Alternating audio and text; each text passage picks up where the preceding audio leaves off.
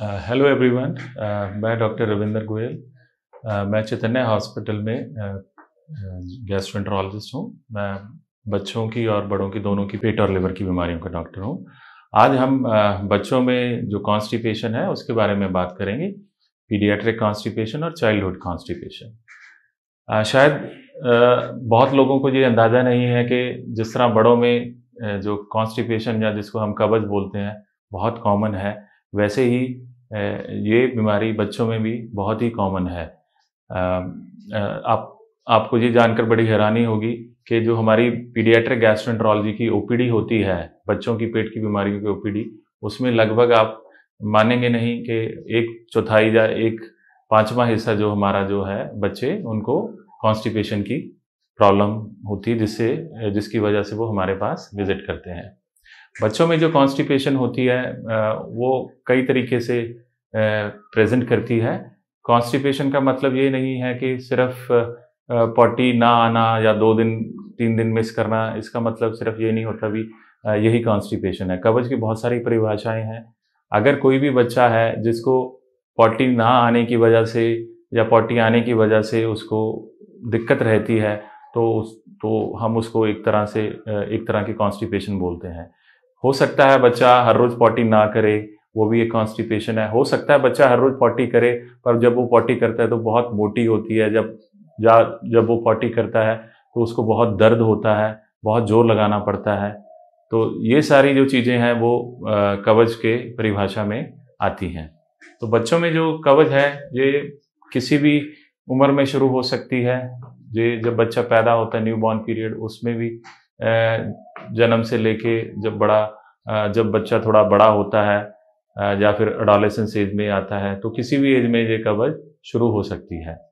तो कब्ज़ के बहुत सारे कारण हैं। कुछ तो इस तरह के कारण हैं जो जन्मजात होते हैं, जैसे कि जो बच्चे की जो एनल कैनाल होती है या रेक्टम होता है, उसमें अगर जो नर्व्स होती हैं, अगर उनका पूरी अच्छी तरह से विकास ना हुआ हो, तो न्यूरोनल डिस्प्लाज़िया या हर्शस्प्रंग डिज़ीज़, ये बहुत ही गंभीर तरह की बीमारियां हैं, पर ये आमतौर पे उतनी कॉमन नहीं है। ये इस तरह की बीमारियां आमतौर पे जब बच्चा पैदा होता है उसी टाइम पीरियड से या न्यूबॉर्न पीरियड से ही शुरू हो जाती हैं।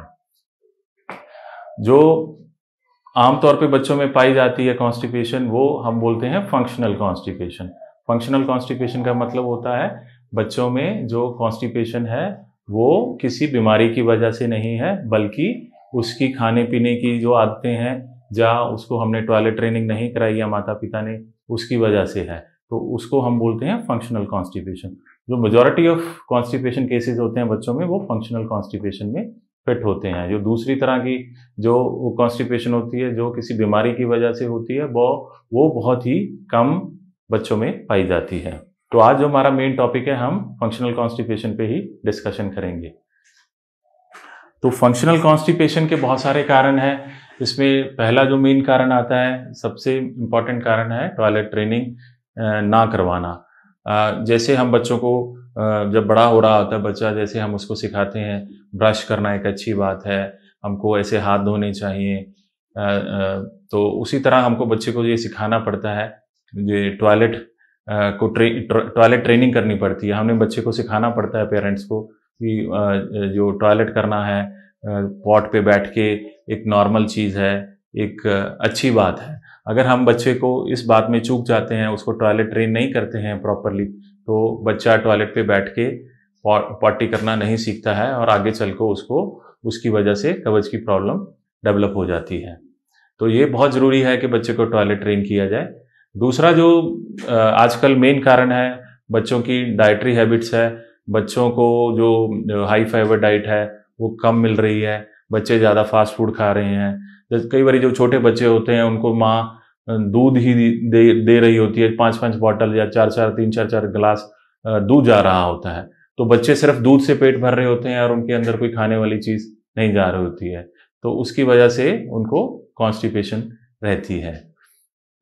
और तीसरा जो कारण है जो बच्चों में कॉन्स्टिपेशन का जो मेनली तो ये 2 कारण हैं, कुछ और भी कारण होते हैं। जैसे कई प्रकार की दवाइयाँ हैं जो कॉन्स्टिपेशन करती हैं। जैसे कि कई बार बच्चों को पेट में हल्का फुल्का दर्द रहता है कॉन्स्टिपेशन की वजह से, और उस दर्द के लिए कई बार एंटीस्पैज्मोडिक जैसा डाइसाइक्लोमिन उस तरह की दवाइयाँ दी जाती हैं जो फर्दर आंतड़िक की मूवमेंट को कम कर देती हैं और जो कब्ज है उसको और बढ़ोतरी कर देती हैं। तो जो बच्चों में कब्ज होती है इसके बहुत सारे दुष्परिणाम होते हैं बच्चों पे। इससे बच्चों की जो सिम्टम्स होते हैं, कई बच्चे इसकी वजह से पेट में दर्द की कंप्लेन से आते हैं। कुछ बच्चे होते हैं जो उनका वेट नहीं प्रॉपर बढ़ता, उनको भूख कम लगती है और उनका खाने का मन नहीं करता, उनकी ग्रोथ प्रॉपर नहीं होती है, उनका कई बार खून भी कम हो जाता है। ठीक है, तो ये बहुत सारे सिम्टम्स हैं जिससे बच्चे आते हैं। कई बार बच्चे इसकी वजह से अपनी पढ़ाई में भी कंसंट्रेट नहीं कर पाते हैं। कई बार जब बहुत ज़्यादा कब्ज रहती है तो उनके कपड़ों में भी, अंडरवियर में कई बार इनकॉन्टिनेंस हो जाती है, पॉटी लग जाती है, तो उससे वो बहुत ही जो अपने आप को अकेला महसूस करते हैं, इन्फीरियॉरिटी कॉम्प्लेक्स आ जाता है, वो अपने साथ वाले बच्चों से इंटरेक्ट करने से कतराते हैं। तो इससे उनका जो फिजिकल के साथ साथ जो मेंटल डेवलपमेंट है उस पर भी बहुत बड़ा असर पड़ता है।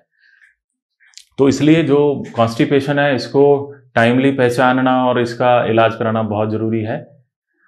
जो कब्ज है इसको, जो कॉन्स्टिपेशन है इसका इलाज संभव है। इसमें कुछ चीज़ें हैं जो पेरेंट्स को करनी ज़रूरी है। नंबर एक तो टॉयलेट ट्रेनिंग होती है, बच्चे को प्रॉपरली सिखाया जाना ज़रूरी है।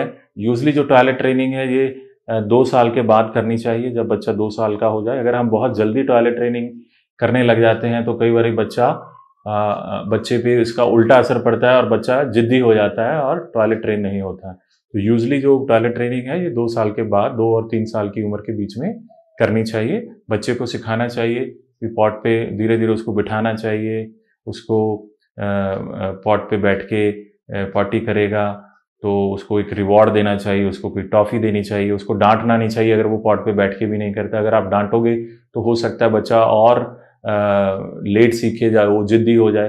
तो इसलिए बच्चे को प्यार से टैकल करना है, उसको डांटना नहीं है। और सेकंड जो चीज़ है, टॉयलेट ट्रेनिंग के साथ साथ बच्चे को हमने जो है डाइट पे ध्यान देना है।